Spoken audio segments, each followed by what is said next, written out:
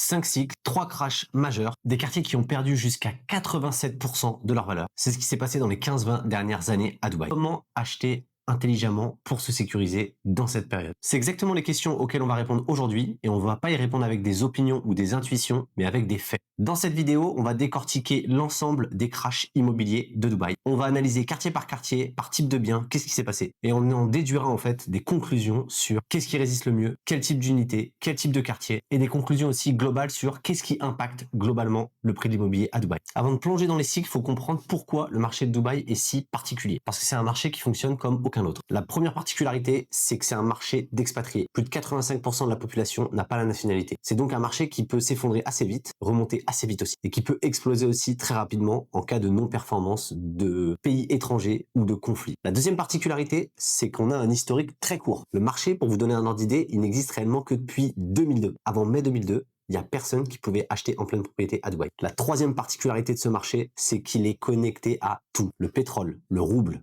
le dollar, les guerres en Ukraine, le printemps arabe, le Covid, les politiques de visa, tout événement a un impact mondial, peut avoir un impact sur Dubaï, que ce soit positif ou négatif. Ce que je vais maintenant vous raconter, c'est les différents cycles que Dubaï a vécu. Et on va voir dans chacun de ces cibles, qu'est-ce qui les a déclenchés. Dans le graphe ci-dessous, qui est un document qu'on peut vous envoyer si vous le désirez, on a récapitulé les différents cycles haussiers, baissiers de Dubaï avec les différents événements majeurs qui les ont impactés, et on a tout résumé juste ici. Le cycle numéro 1, c'est de 2002 à 2008, où on a un boom énorme. Les raisons de ce boom, c'est quoi? C'est tout simplement l'ouverture des capitaux de la pleine propriété aux étrangers à Dubaï, qui amène un afflux massif de personnes. Un marché dérégulé qui permet à des gens d'être propriétaires avec seulement 10% d'apport et de revendre direct par la suite en flippant tous les 2 mois, qui fait qu'il y a une énorme spéculation. Un pétrole qui passe de 30 à 145 $, qui fait que le pays en fait est tellement riche qu'il en profite pour être dans une logique d'expansion et qui fait énormément de projets démesurés. Et donc des lancements de projets pharaoniques tels que La Palme, la Marina, Business Bay, tout ce genre de choses. En 2008, il y a un événement majeur qui vient enrayer tout ça, c'est tout simplement la crise mondiale. On assiste à ce moment-là du coup à une chute vertigineuse de l'immobilier à Dubaï. Concrètement, qu'est-ce qui se passe?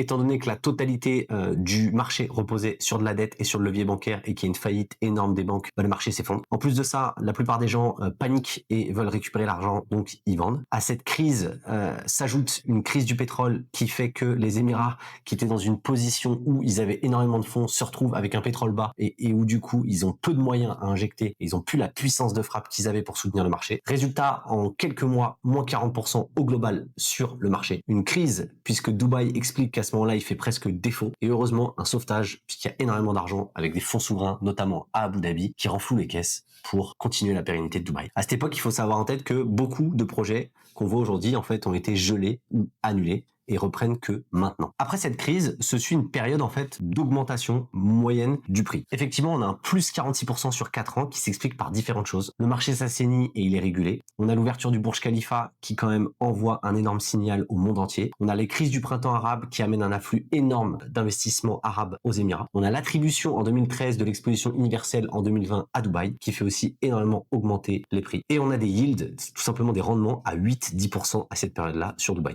À la suite de 2014, on assiste du coup à un nouveau cycle de baisse assez long, plus que 6-7 ans, qui s'enchaîne et qui s'explique par plein de choses différentes. Effectivement, sur ces 6 années, on a entre moins 25 et moins 30% en cumulé sur 6 ans. Il y a différentes raisons. La première raison, c'est effectivement déjà une baisse du pétrodollar. Quand on a le pétrole qui passe de 115 à 30 $, ce qui impacte les Émirats. La deuxième chose, c'est que pendant cette période, je pense que le dollar est très fort et du coup, ça impacte le pouvoir des marchés étrangers qui ont plus autant de pouvoir d'achat sur Dubaï, étant donné que la monnaie est indexée sur le dollar. On a notamment le rouble qui prend moins 60%, ce qui en fait enlève une énorme partie du marché de Dubaï à l'achat. En plus de cela, dans ces années, s'ajoute une grande quantité de biens en livraison, 168 000 sur 4 ans, pour une population à l'époque qui est beaucoup plus faible qu'aujourd'hui. Et cette série se conclut par un événement qui est le Covid, qui au final impacte énormément Dubaï puisqu'il coupe le tourisme. Et on a donc un prix plancher qu'on atteint en 2020 à 807 AED par square foot. On se trouve à ce moment-là, juste là. Et à la suite de ce pic-là le plus bas, s'ensuit un cycle énorme de croissance duquel on vient tout juste de sortir. Ce cycle, il est énorme puisqu'il fait tout simplement exploser de plus 130% en 5 ans les prix des biens à Dubaï. Et il s'explique par différentes choses. La première chose qu'on voit pas, c'est une énorme gestion, une très bonne gestion du gouvernement du Covid, qui fait qu'il y a énormément de personnes qui au final, pendant les lockdowns, sont restées là-bas, ont véhiculé une très bonne image de Dubaï et qui fait que l'image de Dubaï est de plus en plus attractive et plein de gens se voient vivre dans cet endroit. La deuxième chose, c'est qu'on a des golden visas qui sont élargis, qui permettent à des gens de s'installer. C'est-à-dire qu'en fait, à la base, où Dubaï était une destination touristique touristique où les gens devaient trouver un visa pour venir travailler. Là, du jour au lendemain, ça devient un endroit où en fait, si on paye et qu'on investit, on peut y vivre et développer son activité à distance depuis n'importe quel pays. Le troisième point, c'est la guerre en Ukraine qui vient booster les prix de certains quartiers avec notamment énormément d'achats russes qui font plus 67% sur une année et un afflux massif de millionnaires lié globalement à de la fiscalité en Europe et de l'insécurité et une dévaluation de l'immobilier dans ces zones.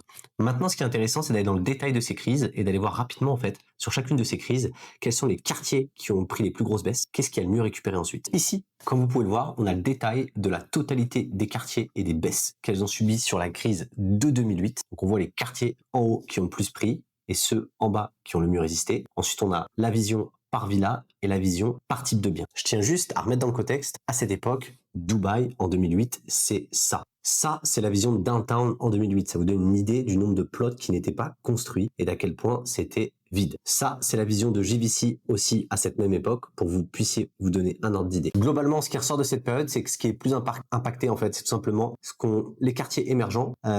Donc on voit des quartiers tels que JVC, Liwan à l'époque, Dubai Silicon Oasis, etc. Ce qui est vraiment intéressant aussi de voir, c'est qu'en fait à cette époque, des quartiers qu'on considère aujourd'hui comme établis, en fait c'est des quartiers où je pense qu'il y a énormément de spéculation. Il y a beaucoup de gens qui font des achats pour faire de l'achat-revente et je pense que c'est eux qui prennent le plus. Donc quand je vois par exemple qu'un Downtown ça fait moins 75% et qu'un Business Bay moins 70% ou une Palm moins 70%, ça montre à quel point c'est un truc de dingue. Et en fait, au final, les quartiers qui résistent le mieux, c'est des quartiers où il y a très peu d'off-plan et où il y avait très peu de spéculation. Sur les villas, c'est exactement pareil. Les quartiers qui subissent, en fait, c'est là où il y a les constructions et où il y a le off-plan. Les quartiers qui résistent, c'est des quartiers comme Motor City où en fait c'était déjà un peu construit et du coup il y a moins d'impact. En termes de type d'unité, ce qui est intéressant de voir, c'est en fait là je vous ai mis la totalité des unités de la baisse dans le creux, mais aussi la récupération. En fait, ce qui est intéressant de voir, c'est que les studios, c'est globalement le truc qui chute le plus vite, avec les une chambre, après les deux chambres, c'est assez linéaire on va dire. Par contre, c'est aussi une des choses qui récupère le plus vite. Donc je pense que ça s'explique de différentes manières. La première manière, c'est peut-être qu'il y avait une suroffre. La deuxième manière, c'est que les prix étaient trop montés parce que c'est le ticket le plus accessible pour les investisseurs, donc c'est forcément le truc qui grimpe le plus vite. Et après, le fait que ça récupère le plus vite, c'est qu'en fait, la population de Dubaï, elle est tellement rapide, c'est-à-dire qu'en fait, même là, on a une période de conflit, ça se trouve, ça peut revenir.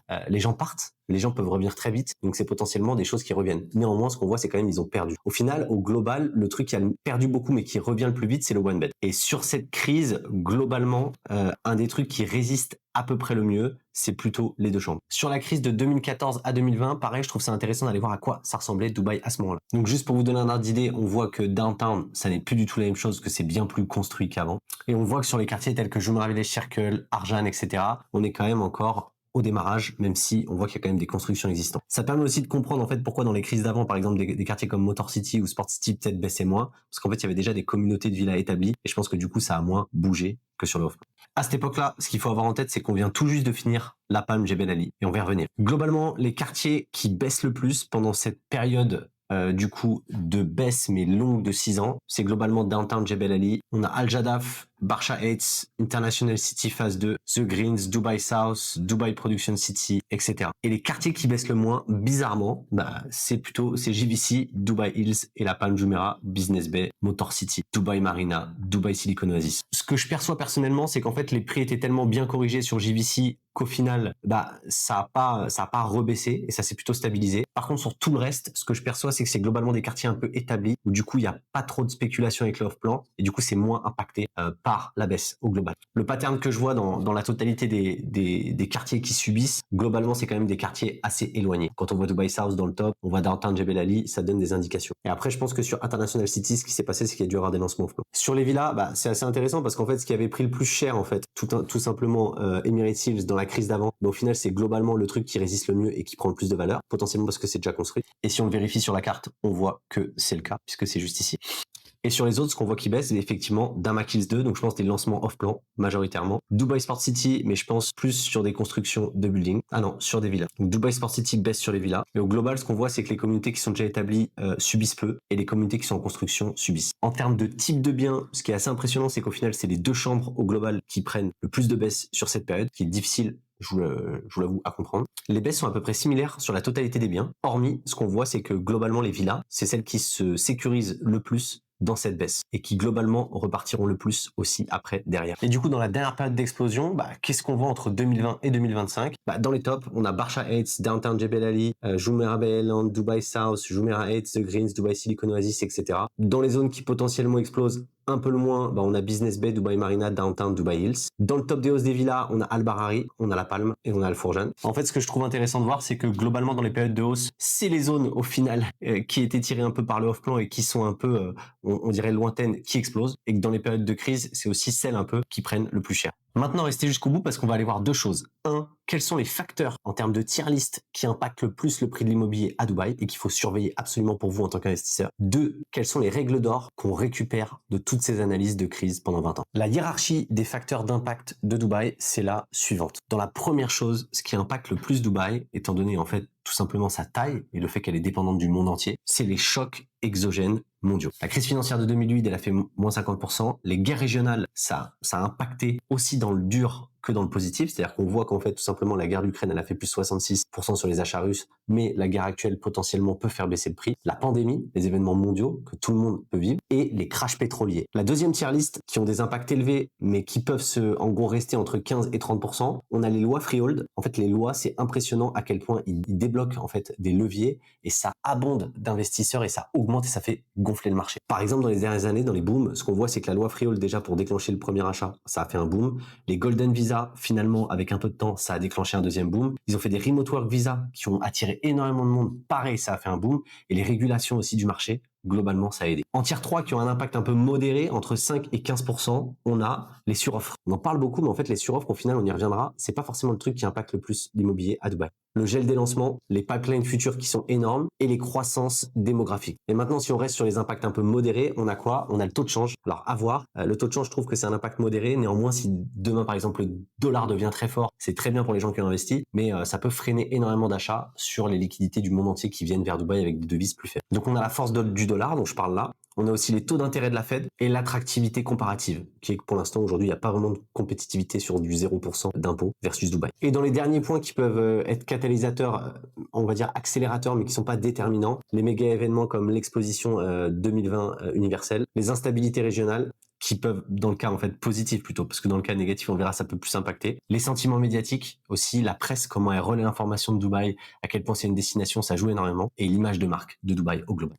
Donc si on résume de manière synthétique, ce qui a fait le plus baisser, c'est crise financière, crash pétrolier, suroffre massive, dévaluation des devises, hausse des intérêts, pandémie, conflit direct, effondrement potentiellement des promoteurs majeurs. Et ce qui a fait le plus monter, c'est les réformes de visa, les instabilités régionales qui affluent des capitaux, le pétrole élevé, les afflux de millionnaires liés à en fait de la sous-performance de pays européens, la baisse des taux d'intérêt mondiaux et des méga événements internationaux, l'affaiblissement du dollar aussi qui pousse les gens à acheter parce que c'est moins cher. Et voilà.